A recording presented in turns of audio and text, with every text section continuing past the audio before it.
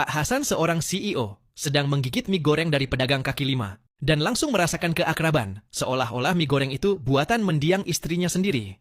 Di masa mudanya, ia selalu sibuk bekerja, dan setiap malam istrinya akan membuatkannya semangkuk mie goreng. Setelah makan, ia akan mendorong istrinya untuk membuka kedai mie goreng. Karena penasaran, ia bertanya kepada pedagang di mana ia belajar membuat mie goreng. Pedagang itu menjawab bahwa ibunya yang mengajarinya. Pak Hasan langsung menanyakan nama ibu pria itu. 20 tahun yang lalu, ia memutuskan untuk bekerja di luar negeri. Sebelum pergi, ia berpesan kepada Ali untuk merawat ibu dan adik laki-lakinya dengan baik. 20 tahun kemudian, ia telah menjadi miliarder dan mengirim 100 juta rupiah ke rumah setiap bulan. Namun, putra sulungnya Ali menggelapkan semua uang itu dan bahkan berbohong, mengklaim bahwa ayahnya telah meninggal dunia. Ia menolak membayar biaya sekolah adiknya Emet dan bahkan mengusir ibu dan Emet yang sakit dari rumah.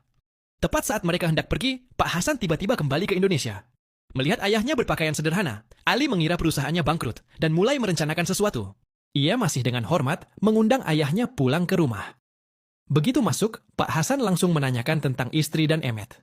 Ia memberitahu keluarga bahwa ia kembali untuk menghabiskan masa tua bersama istri. Ali takut ayahnya tahu kesulitan yang dialami istri dan Emet. Maka ia berbohong bahwa ibu dan Emet sudah meninggal karena kecelakaan mobil. Ayahnya terpukul dan mengusulkan untuk ke makam menghaturkan penghormatan. Namun pasangan suami istri itu menghentikannya, menyuruhnya istirahat dulu dan pergi besok. Pak Hasan terpaksa setuju. Begitu ia masuk kamar, pasangan itu buru-buru menggeledah kopernya. Mereka hanya menemukan buku tabungan dengan saldo 1 miliar rupiah. Mengira itu semua harta ayahnya, mereka memutuskan mengusirnya. Mereka memanggil Pak Hasan ke ruang tamu, menuntut tambahan 2 miliar rupiah lagi, atau segera pergi. Pak Hasan marah besar dan mempertanyakan keserakahan anaknya, tapi anaknya tetap memaksanya keluar. Di depan pintu, Pak Hasan bertanya di mana makam ibu dan Emet. Anaknya menjawab dingin, mereka tidak layak punya makam. Tanpa daya, Pak Hasan menyeret koper di jalanan. Tiba-tiba ia melihat Emet berjualan mie goreng di pinggir jalan. Rasanya sangat familiar. Ia mendekat dan memesan 1 porsi. Rasa yang begitu mirip hampir membuatnya menangis. Tak bisa menahan diri, ia bertanya dari mana Emet belajar membuat mie goreng.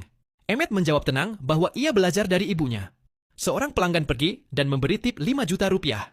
Pak Hasan menatap wajah Emet dan tiba-tiba menemukan sesuatu. Ia tahu Emet adalah mahasiswa yang setiap hari berjualan untuk biaya kuliah sekaligus mengobati ibunya yang sakit parah. Terharu, Pak Hasan diam-diam mentransfer 50 juta rupiah kepadanya.